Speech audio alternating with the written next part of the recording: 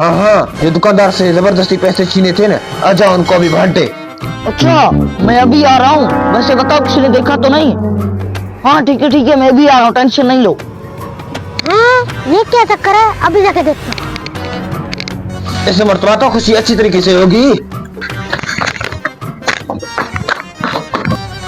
वो नवी जान सबको पैसे ही पैसे।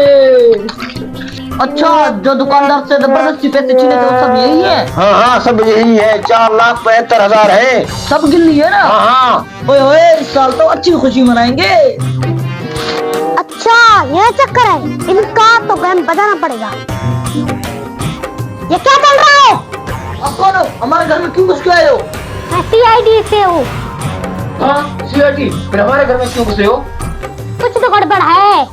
तुम लोग दुकानदार से पैसे छीन के आए हो? नहीं भाई साहब, हम क्यों छीन के लाएंगे? बैठो, भाई साहब को बैठाओ। जाओ, एक भाई साहब को पानी लेकर आओ।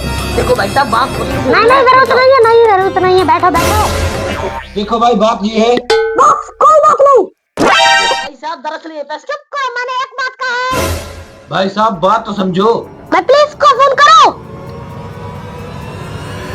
पुलिस के बच्चे, ये पैसे नकली हैं। तो वो दुकानदार हमारा दोस्त था, इससे छीन कर आए। अब ये तो मत CID